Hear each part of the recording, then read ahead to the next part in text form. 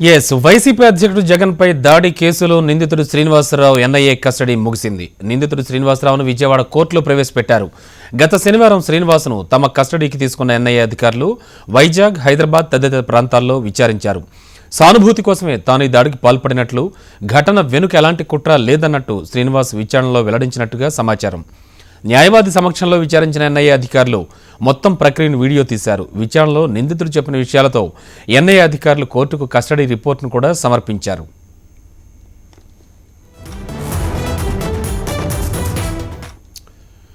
శ్రీనివాసరావును కస్టడీలోకి తీసుకుని విచారించిన ఎన్ఐఏ ఎయిర్పోర్ట్లో సీన్ రీకన్స్ట్రక్షన్స్తో పాటు పలువురు ప్రత్యక్ష సాక్షులను విచారించింది. అలాగే విచారణకు హాజరు కావాలని ఎయిర్పోర్టు క్యాంటీన్ యజమాని హర్షవర్ధన్ చౌదరితో పాటు 12 మందికి నోటీసులు ఇచ్చింది. అయితే ఈ నోటీసులకు హర్షవర్ధన్ స్పందించలేదు. 7 రోజుల కస్టడీ ముగియడంతో నిందితుడిని కోర్టులో హాజరుపరిచిన ఎన్ఐఏ కస్టడీ రిపోర్ట్ను కూడా రెడీ చేసింది. జగన్పై దాడి కేసులో రాష్ట్ర ప్రభుత్వం ఏర్పాటు చేసిన సిట్ ఇప్పటికే దర్యాప్తు పూర్తి చేసింది. అయితే ఆ నివేదికతో పాటు సీజ్ చేసిన ఆధారాలను ఇచ్చేందుకు ఏపీ పోలీసులు సహకరించడం లేదని ఎన్ఐఏ కోర్టులో మెమో దాఖలు చేసింది. దీనిపై కోర్టులో విచారణ జరగనుంది. మరోవైపు జగన్పై దాడి కేసు దర్యాప్తును ఎన్ఐఏకు అప్పగించడంపై మొదటి నుంచి అభ్యంతరం వ్యక్తం చేస్తున్న ఏపీ ప్రభుత్వం దీనిపై హైకోర్టును ఆశ్రయించనుంది.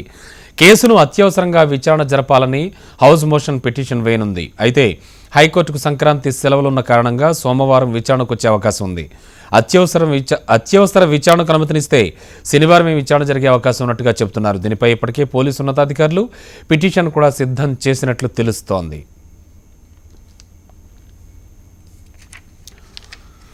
ఇదే అంశంపై మరింత తాజా సమాచారం అందించడానికి మా రిపోర్టర్ స్వరూప లైవ్ లో సిద్ధంగా ఉన్నారు విజయవాడ నుంచి. స్వరూప, శ్రీనివాసరావు కండిషన్ ఏమిటి? ప్రస్తుతానికి ఎన్ఐఏ అధికారులు ఏం చెప్తూ ఉన్నారు?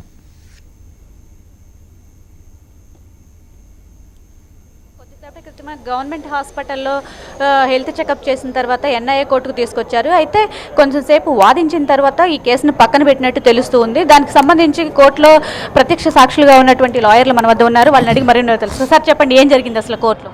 ఈరోజు అతన్ని రిమాండ్ ఎక్స్టెన్షన్ కోసం కోర్టులో ప్రవేశపెట్టారండి. దాని ద్వారా జడ్జి గారు ముద్దాయిని కొన్ని ప్రశ్నలు అడిగారు. నిన్ను పోలీసులు ఏమన్నా ఇబ్బంది పెట్టారా, ఎన్ఐఏ అధికారులు ఏమైనా ఇబ్బంది పెట్టారని అడగడం జరిగింది. దానికి ముద్దాయి నేను కొంత మీకు తెలియజేసుకుంటానని చెప్పి ఒక 4 సమాధానాలు తెలియజేసుకోవడం జరిగింది. ముద్దాయి కోర్టు వారికి, జడ్జి గారికి ఈ యొక్క కేసులో రాజకీయంగా అనేక మలుపులు తిరుగుతుంది, నాకు ఇది ఆందోళనకరంగా ఉందని ఒక విషయం చెప్పాడు. ఇంకోటి, సబ్ జైల్లో ఉన్నప్పుడు నేను 22 పేజీల లెటర్ రాశాను, ఆ లెటర్ సబ్ జైలర్ ఆకున్నాడు. తర్వాత నేను రిక్వెస్ట్లు చేసినా, నాకు ప్రొటెక్ట్గా ఇచ్చిన అడ్వకేట్స్ రిక్వెస్ట్ చేసినా కూడా అది ఇవ్వలేదు. దాన్ని ఇప్పించండి, దాన్ని ఇప్పించిన ధర్మిలా నేను నా యొక్క భావాలు దాంట్లో పొందుపరిచి దాన్ని పత్రికాముఖంగాను ప్రజల ముందు నేను ఉంచుతాను. ఈ రాజకీయంగా అనేక కోణాలు తిరుగుతుంది, నాకు ఆందోళన కలిగిస్తుందనే విషయం స్పష్టంగా చెప్పాడు. ఇది విన్న జడ్జి గారు మళ్ళా దీన్ని కంటిన్యూషన్ కోసం ఫర్దర్గా పక్కన పెట్టారు. ఈలోపు ఈయన ప్రాణానికి హాని ఉందని చెప్పి లోకల్ లాయర్స్ ఒక పిటిషన్ ఫైల్ చేశారు. దాని మీద కొద్దిసేపు వాదనలు ఉన్నారు. వాదనల తర్వాత దానికి సంబంధించిన ఎన్ఐఏకి సంబంధించిన పబ్లిక్ ప్రాసిక్యూటర్ గారు ఆయన యొక్క వాదనలు చెప్పారు ఈ యొక్క పిటిషన్ మీద. ఈ ఇరు వాదనలు విన్న జడ్జి గారు దాన్ని పక్కన పెట్టి పాస్ ఓవర్ చేయడం జరిగింది. ఈ పాస్ ఓవర్ చేసిన ధర్మిలా ముద్దాయి జడ్జి గారికి తన యొక్క భావాలు చెప్పుకోవడానికి నాకు పర్మిషన్ ఇప్పించవలసిందిగా కోర్టు సమ్ముఖంగా తెలియజేశారు. ఈ యొక్క విషయం మీద జడ్జి గారు ఈ కేసుని పక్కన పెట్టడం, పాస్ ఓవర్ చేయడం జరిగింది.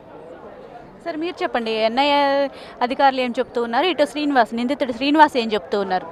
ఈరోజు కోర్టులో జడ్జి గారికి శ్రీనివాస్ కీలకమైన విషయాలు చెప్పాడండి. తను 22 పేజీల్లో లేఖ రాసుకున్నానండి, బుక్ రాశానని, ఆ బుక్ను జైలర్ బలవంతంగా లాక్కున్నారని, ఆ బుక్ను తిరిగి ఇవ్వమంటే ఇవ్వట్లేదండి. కనీసం కొత్త బుక్ రాసుకుంటాను, నాకు కొత్త బుక్ ఒక పుస్తకం ఒకటి ప్రొవైడ్ చేయమని అడిగినా సరే జైలు అధికారులు సహకరించకుండా రాష్ట్ర ప్రభుత్వం వ్యతిరేకంగా అందులో కీలక విషయాలు నిందితుడు నమోదు చేయడం పట్ల జైలర్ దాన్ని లాక్కొని దాన్ని తారుమారు చేసి ఏ విధంగా రాష్ట్ర ప్రభుత్వానికి వ్యతిరేకమైన విషయాలు బయటికి రాకుండా జైలర్ లాక్కున్నారండి. ఆ బుక్ని ఎన్ఐఏ అధికారులు ఇవ్వమని రాష్ట్ర ప్రభుత్వ అధికారులను కోరుతుంటే దాన్ని ఇవ్వట్లేదు. ఇంకా దాని మీద ఎన్ఐఏ అధికారులు కూడా పట్టుబడుతున్నారు. ఆ పుస్తకాన్ని అప్పచెప్పని ఈరోజు దాని మీద జడ్జి గారు డెసిషన్ తీసుకుంటున్నారు. ముద్దాయి కూడా నేను ప్రజలందరితో మాట్లాడాలనుకుంటున్నాను అని అని అన్నారు. జడ్జి గారు అతను చెప్పిందంతా విని సరే మీరు కూర్చోండి, నేను మళ్ళీ మీది వింటాము అని చెప్పారు. ఏదేమైనా సరే అతను రాసుకున్న లెటర్ని బయటికి రానివ్వకుండా దాచిపెట్టిన జైలు అధికారులని ఇప్పుడు కోర్టు వారు సీరియస్గా తీసుకుంటారు ఈ విషయాన్ని. అందులో కీలకమైన విషయాలు కూడా రాసుకొని ఉంటాడు. అతను ఇక్కడ కూడా విజయవాడ జైల్లో కూడా 3 పేజీల లెటర్ ఒకటి రాశారంటే అది కూడా లాక్కున్నారంటే అది కూడా బయటికి రానివ్వట్లేదు. అతని వ్యక్తిగత స్వేచ్ఛను కూడా హరిస్తుంది రాష్ట్ర ప్రభుత్వం.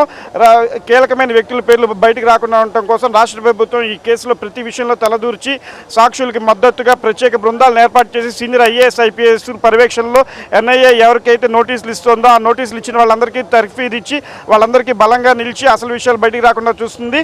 హర్షవర్ధన్ చౌదరిని దాచిపెట్టారా, కిడ్నాప్ చేశారా, లేకపోతే సకల సదుపాయాలను కల్పిస్తూ రాష్ట్ర ప్రభుత్వం తన అధీనంలో ఉంచుకుందా అనేది విషయం తేలాలి. హర్షవర్ధన్ చౌదరిని ఆసినట్టుడు చిరంజీవి, ఆసినట్టుడు శివాజీ మీద కేసు నమోదు చేసి ఎన్ఐఏ అధికారులు వాళ్ళని కుట్రకోణాన్ని బయటకు వచ్చే వరకు కూడా ముద్దాయి కస్టడీ పొడిగించాలని మేము కోరుకుంటున్నాము. అంటే నిందితుడు శ్రీనివాస్కి ఇక్కడ విజయవాడ జైల్లో సేఫ్టీ లేదు, వైజాగ్ కానీ రాజమండ్రి కానీ తరలించాలి అనేసి వాదనలు ఏమైనా వినిపించారండి? ముద్దాయికి సేఫ్టీ లేదు అని అనలేదండి. సేఫ్టీ కావాలి అని అంటూ అతను ఎవరికి అందుబాటులో లేకుండా ఐసోలేటెడ్గా ఉంచమని అడిగారు. కానీ రాజమండ్రి విశాఖపట్నం తరలించమని ఎవరు కూడా అడగలేదు. అతను ఐసోలేట్ చేయమని మాత్రమే అడిగారు.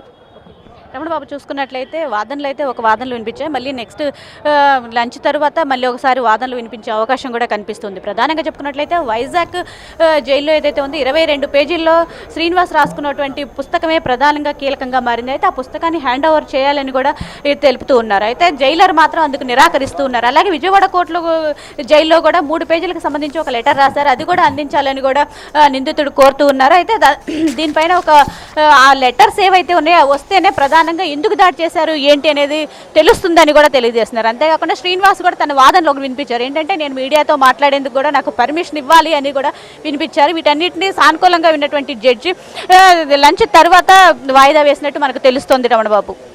Okay, thank you Swaroopa.